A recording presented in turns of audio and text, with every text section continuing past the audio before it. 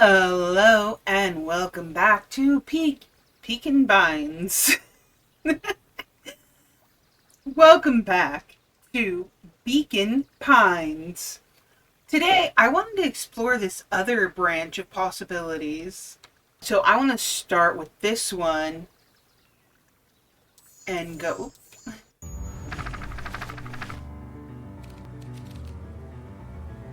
Well, time to bust out the tickles. Well, time to bust out the tickles. Hey Tish, want to see something cool? Yeah? Check it. Beck lunged forward and began to tickle under Tish's arms.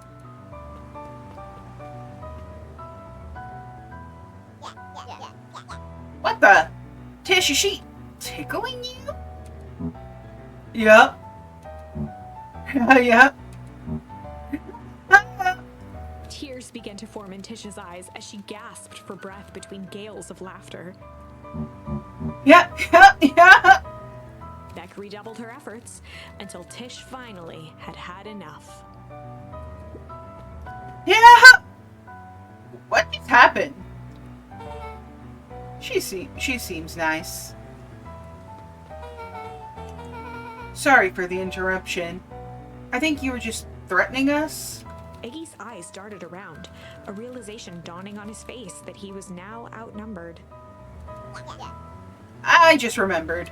I have somewhere to be. See you around, new kid. Iggy kicked at the puddle before making his escape.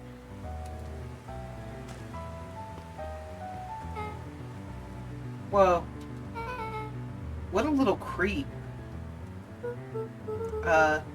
Beck? I think you got a little ooze in your hair. Beck shook the ooze out of her hair as best as she could. Is it bad? It depends on what your feelings about having more mature, refined look. Oh God. Chapter 4. The Best Policy. Luca paused for a moment, catching his breath. He'd only just met Beck, and somehow he already managed to drag her into this mess. Hopefully he could make it up to her, but finding Rollo was his primary concern.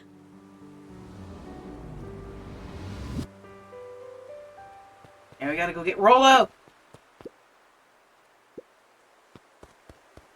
Rollo, my BFF! No, this way, no. Oh. Luca, what the hell are you doing out here? And why did a kid with gray hair just run past us in a panic? Roxy and Fitz looked drained. It was clear they'd spent all day searching. That's Beck. I don't care who she is.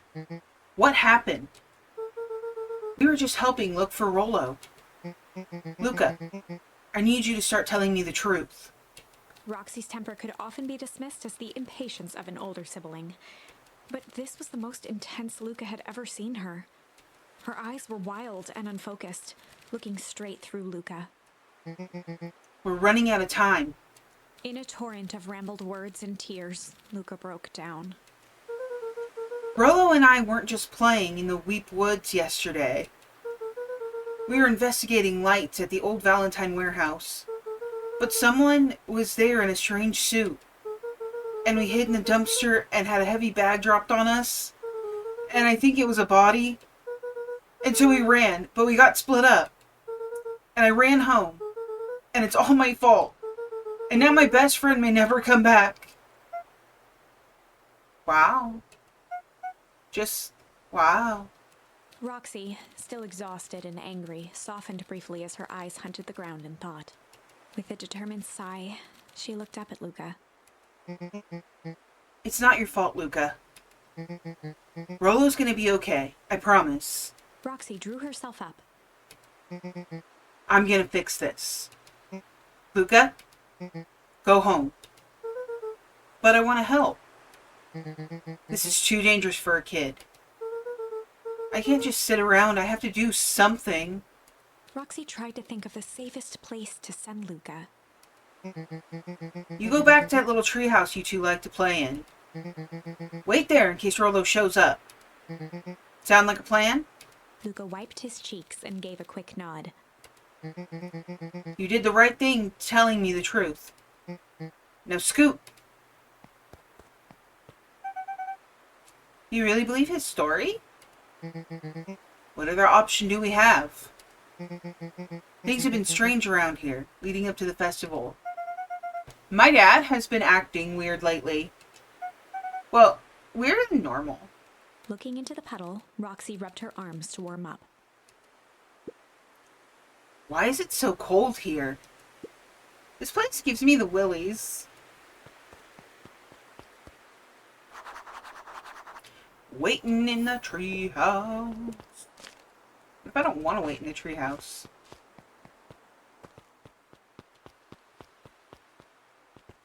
Mr. Nuncree jumped with a start. Whoa. Don't sneak up on an old fella like that. Sorry. Who are you talking to? What? Luca motioned to the phone booth. Oh, no. I was just checking because I thought I heard it ring. But the dang thing never does, of course. Yeah. I've never seen anyone use it, really. The whole thing's a waste of money, if you ask me. Any word from Rollo yet? Not yet. Long time for a boy to lose his way. Rollo knows these woods too well to get lost. I suppose you're right. Silly boy's antics have this whole town worried sick. Antics? We all know Rollo likes to play his little pranks. You think this is a prank? What other possible explanation could there be? He's not playing a prank, and he didn't get lost. Someone took him. I know it. How would you know that? Unless... Luca, is there something else that you know? Mr. Nuncree gently placed one of his substantial hands on Luca's shoulder. Dang it, boy. If there is something you know, something that could help your friend, you need to tell folks. Oh, Luca! Looked up at Mr. Nuncree. Kind eyes warmed a stern face. There was a deeper emotion hiding beneath it all. It was subtle, but Luca could sense something eating away at him. There was, shame? There was a shame lurking behind those eyes. A deep sadness. If Mr. Nuncree was that worried about Rollo, maybe he could help. Or he's the one who took him. Yesterday, Rollo and I were messing around the old Valentine warehouse. Mr. Nuncree raised an eyebrow. Both of you? You were with Rollo when he went missing? Not exactly. I was hiding in the dumpster. The dumpster? What were you doing in there? At first, we were just looking around. Then, someone in a strange yellow suit came and dumped something on us. We both got scared and ran. That was the last I saw of him. You got scared by some garbage? Well, that's why you don't go skulking in someone's dumpster. But it wasn't garbage. I think it was a body. I'm sure it was just some trash. No, there was a name tag. It said, Deep Engineering. Mr. Nuncree's shoulders slumped. I wish you wouldn't have said that. A deep sigh bellowed from his chest. Why did you have to? I tried, Luca. God knows I tried to keep you safe. Luca attempted to take a step back, but Nuncree's hand clamped down on his shoulder.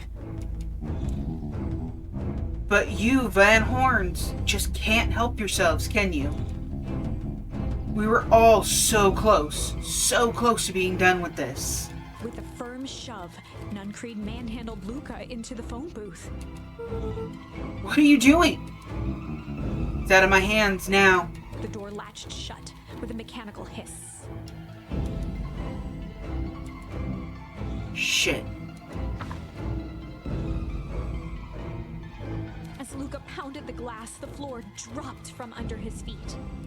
The inside of the phone booth was now a loose capsule plummeting at gravity's whim. Luca winced and pressed his hands to the walls. As he braced for impact, the capsule hurried to a surprisingly smooth stop. He felt a cold rush of air and opened his eyes with hesitance. Two large figures in hazmat suits occluded his view. Luca heard the deep, resigned voice of Mr. Nuncreed over an intercom. He knows too much. The end. Excuse me? Wait. No. This isn't the end. I know there's still much more. Somehow this went wrong. Yeah. Okay, let's try something else. Okay. So we can go here and do flight. Flight. Get the fuck out of there, Luca. And decided to take the only option they had left. Flight. He squinted down the barrel of the mission control defense cannon, aiming it through an opening in the dense tree branches.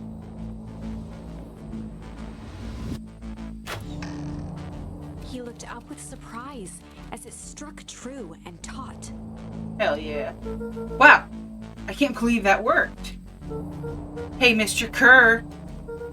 We'd love to hear your thoughts, but I'm afraid we have places to be. Come on, Iggy.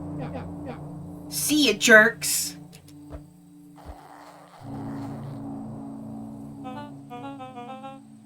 Fine. We know where that leads them. This way. We'll take the tunnels. Luca and Iggy winced as they sprinted through the thicket. The branches clawed at them, reluctant to give passage. After what felt like a marathon, Luca stopped in his tracks as they reached the clearing. What the? That was all he was able to say before Iggy slammed into his back. The boys tumbled down a steep decline and crashed with a wheezing thud on a surface as hard as ice. In fact, it was ice. Chapter 5. Signs. They stood silently, catching their breath. The sky was like sapphire. With each breath, a plume of steam escaped from Luca's lungs. Let's keep moving. Luca pulled Iggy to his feet as they gazed across a snowy terrain. The heck?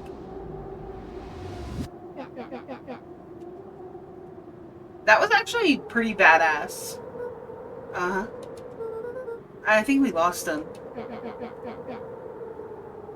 Are we up in the mountains? I don't think so. If anything, we went downhill. And what's up with the Winter Wonderland? All I know is there's no going back the way we came. Let's see if we can get our bearings. Follow me. Find a way home.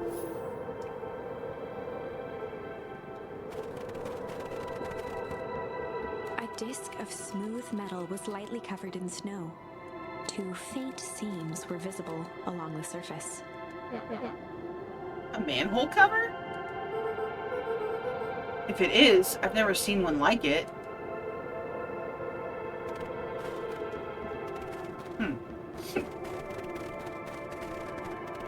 So this has to be like fake snow, right? It's like magical or some shit, because how the hell could it be snowy only in one area? Luca! Luca, are you there? Luca had almost forgotten the walkie-talkie he was carrying. It's that bozo, Kerr. I hope nothing bad has happened to you out in those woods. Luca looked at Iggy with hesitation. No need to be rude. With a resigned sigh, Luca responded. It seems like the only dangerous thing in the woods is you. He speaks! The young man of the hour. Now, how in tarnations did you end up with one of our radios? Just lucky, I guess. Boy howdy, you Van Horns are full of surprises, aren't you? You knew my parents? I never had the honor of meeting your father, but your mom sure was a handful. Luca winced, shoving the walkie-talkie back into his pocket. This man...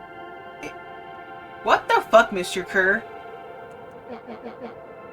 We gotta keep moving. Yeah, we do. We gotta find this kid's mom. I don't know what Mr. Kerr did to her, but we gotta find her. Do we go this way? What's the readout? Sitting just above 250 Kelvin. That's down a bit from last time. Should we report this to Mr. Kerr? Still within safe ranges. It may be spreading, but it's under control for now. Even a small nudge in the equilibrium could cause a cascade. Dude, relax. Just a few more sites to hit before we can punch out. Let's get this over with. Oh, more concerned about getting off work than actual safety. What a jerk. What's all this? Hard to say with all the snow. I think it's a town sign. I can almost make out letters under there. What town could this even be? There couldn't be another town this deep into Weep Wood. I'm looking at evidence to the contrary. Let's figure out what we're dealing with here. Step 1. Snow's gotta go. I'll see what I can do.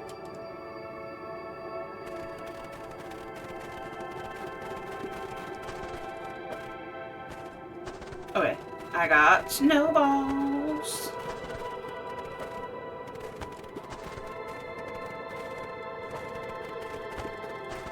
Oh, come on. Hit the damn sign.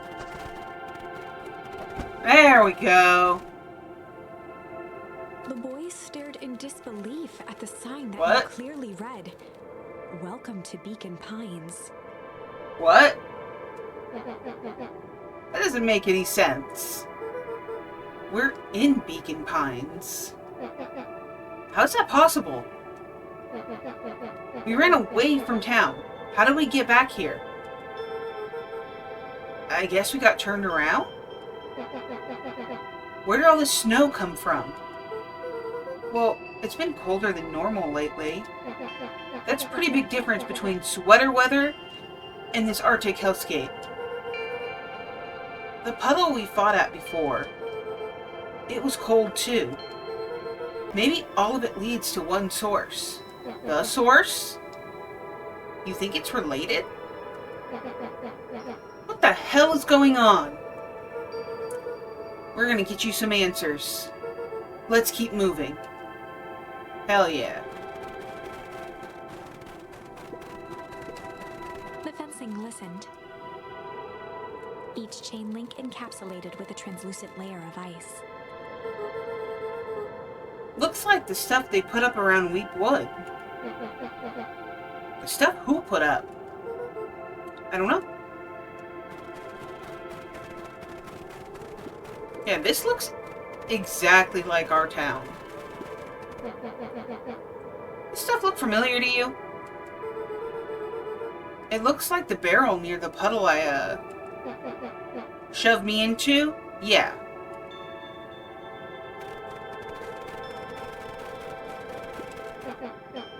It's all frozen. Looking down at the frozen stream, Luca could faintly see a school of minnows encased in the ice. Whatever happened here, it happened fast. The fish didn't even have time to run. Or, you know, swim run.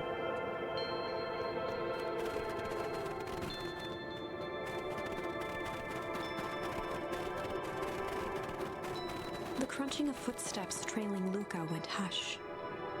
He looked back to see Iggy's face twisted with confusion. Everyone's gone. What? There's nothing here but more snow. There must be an explanation for all this. We have to keep looking. You can look all you want. I quit. Iggy, we have to keep going. You don't get it, do you? This isn't one of your pathetic Hank Atomic stories. We aren't going to save the day. We aren't even going to save ourselves.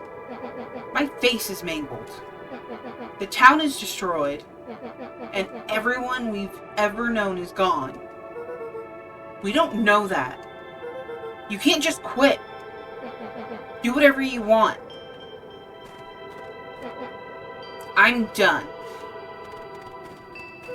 Iggy, it's gonna be okay.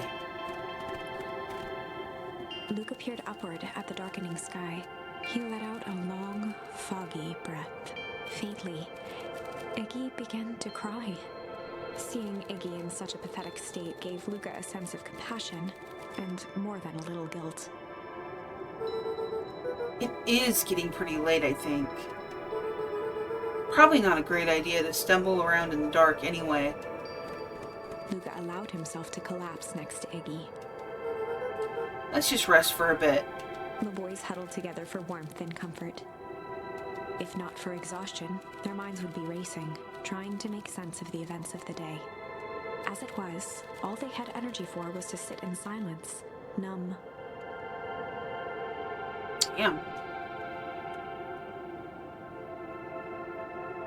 I mean, but this isn't the actual like, the town they came from. Like, I think those other guys duplicated the town, and that's where they are now, is in the previous version of the town. The way the snow covered everything over, it's kind of calming. Yeah. I haven't had time to say it, but thanks. Huh? For getting us away from those creeps. I sort of froze up back there. Iggy, I should be the one apologizing. This all happened because I lost my temper. Nah, that's bull hockey. First of all, you didn't know what that gunk would do. You didn't, right? Of course not. And second, stop with this baloney about losing your temper. But I did lose my temper.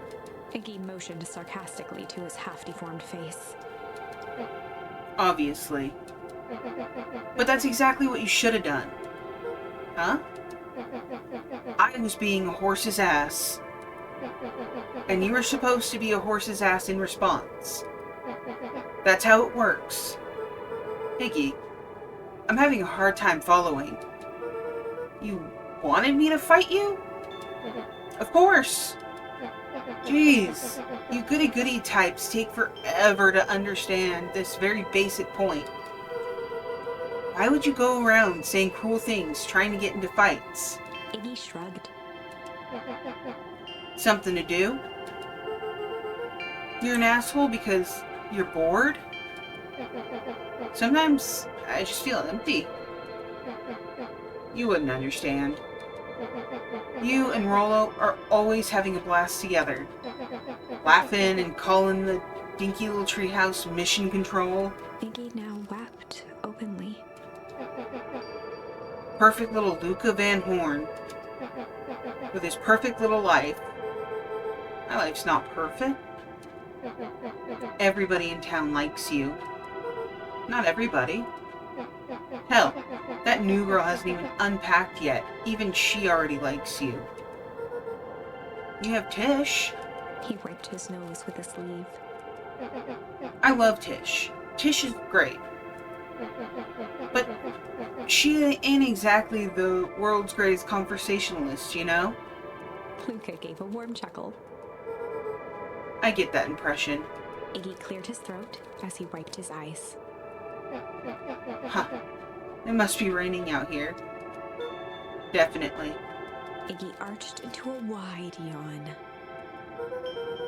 We should probably try to get some sleep. Yeah. Let's lay low for now. Tomorrow, we'll get to the bottom of all this.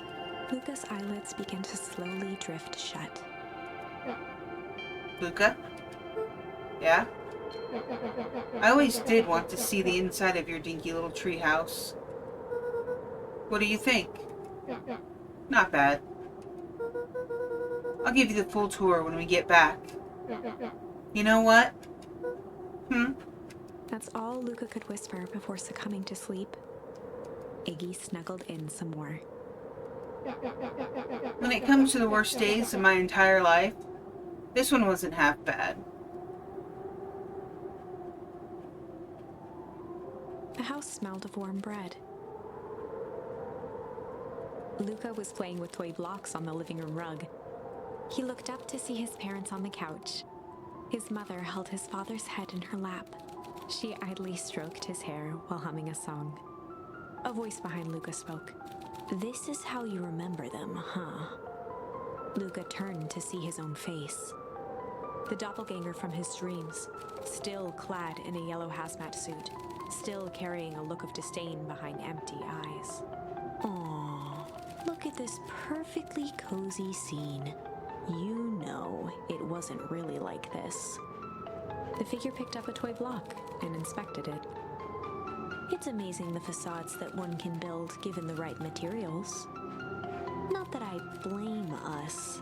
These are a child's memories, all warm and fuzzy.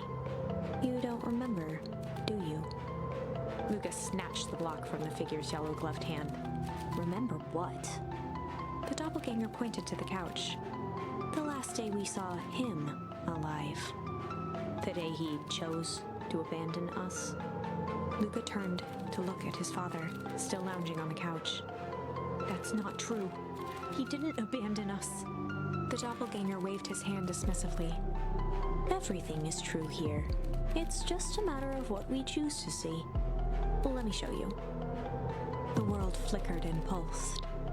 Luca was sitting next to his bed, listening to his heartbeat with one of his dad's stethoscopes. The doppelganger limped into the room. Now, we both know that's not how this went. He grabbed Luca's hand and guided the stethoscope to the floor. Luca heard muffled shouting, brought close by the stethoscope. It was his parents, fighting. Do you remember what we did next? Luca gave a slow nod and crept down the hall to peek through the banister. He could see the outline of his mother at the bottom of the stairs. Damn it, Walt. We can't afford to get involved in this. She was scared. His father stepped forward. What am I supposed to do? Just watch? There's a sickness in this town, and we both know who's behind it. I swore an oath to help people. I won't turn my back on them. Luca's mother grabbed Walt.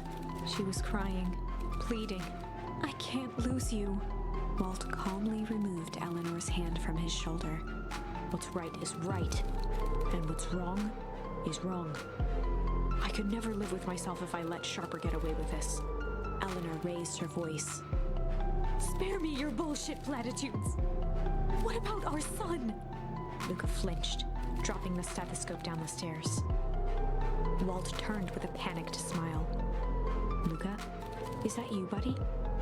With tears in his eyes, Luca descended the stairs. Mom? Dad? What's going on? Walt dropped to a knee to meet Luca eye to eye. Nothing, buckaroo. Your mom and I just got a little overexcited is all. Luca placed the stethoscope against his father's chest. His heart was racing. It sounded like you were going somewhere? Walt gently removed the device from Luca's ears. Listen to me, Luca. I have some business to take care of. I'll be back in time to tuck you in. Luca hugged his father tightly. Promise? Walt stood up and walked to the door. He glanced over his shoulder. I promise. With a wink and a grin, he put on his hat and strode out into the evening sun. A figure approached soundlessly from the foggy snowfall. It stood above them, lingering in contemplation. Slowly raising one hand above Iggy, it snapped out 2 brisk raps on his head. From a deep slumber, Iggy sprang up defensively. Get your hands off me! Whether it was the calming presence or the recognition that he was not in danger, Iggy felt his clenched fists lower. What do you think you're doing? Luca looked up, gradually remembering his whereabouts. The figure exhaled a cloud of warm vapor. You two certainly have caused a lot of commotion.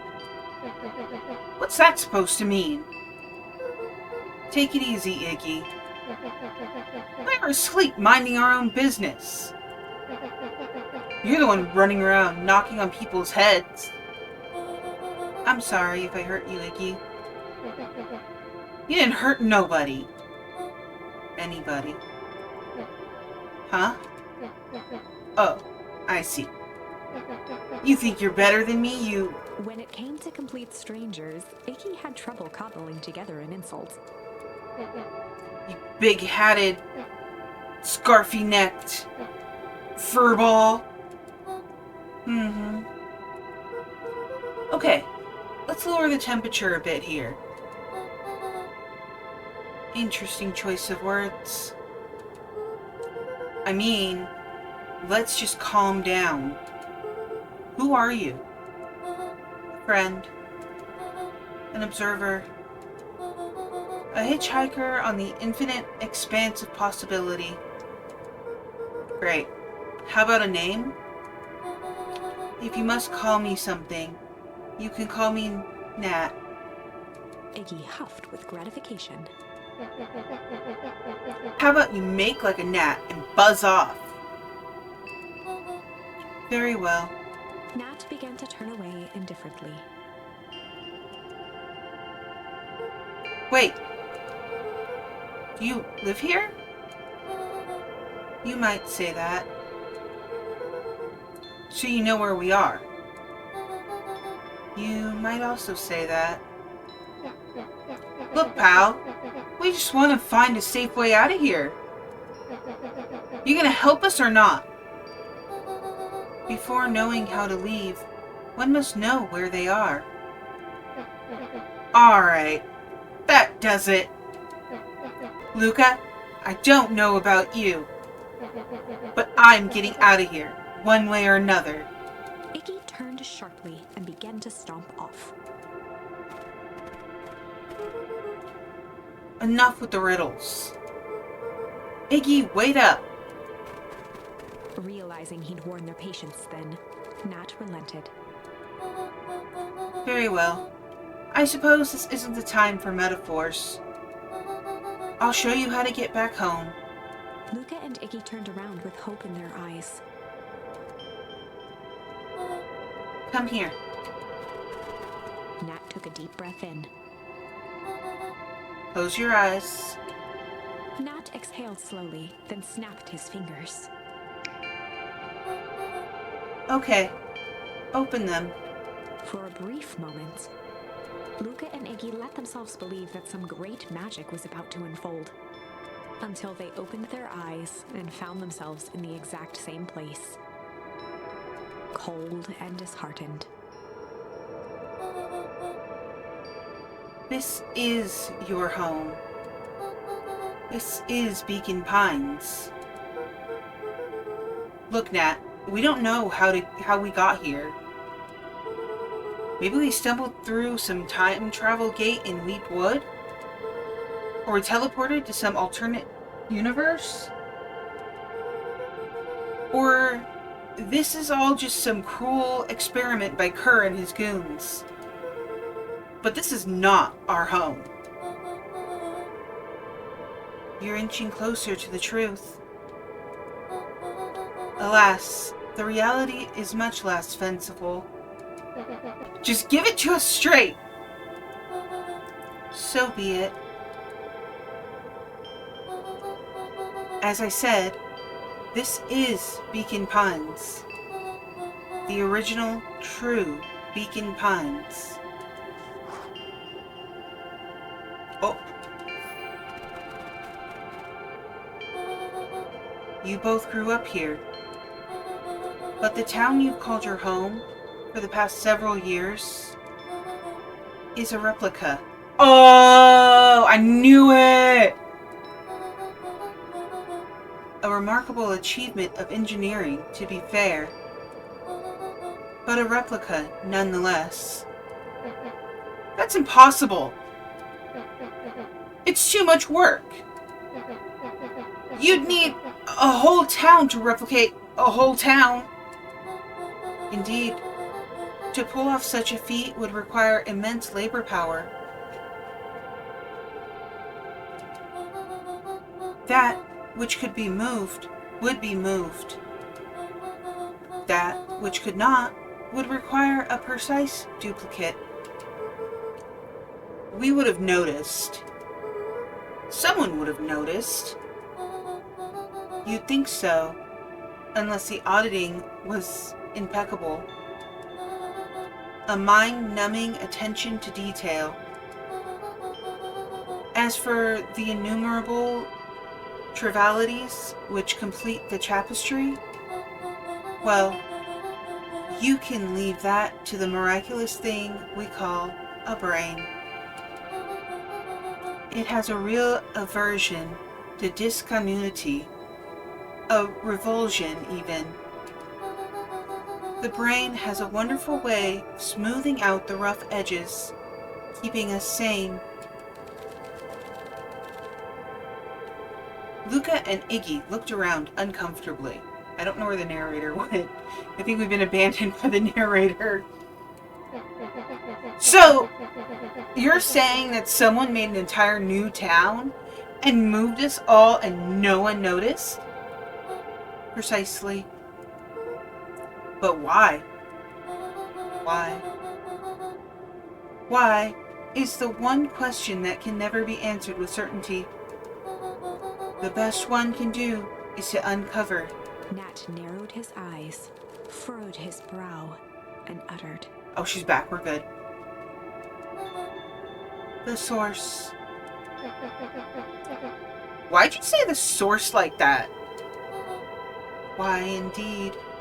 Luca began to laugh uncomfortably. It's all ridiculous. There's no way they could. He looked down at his feet.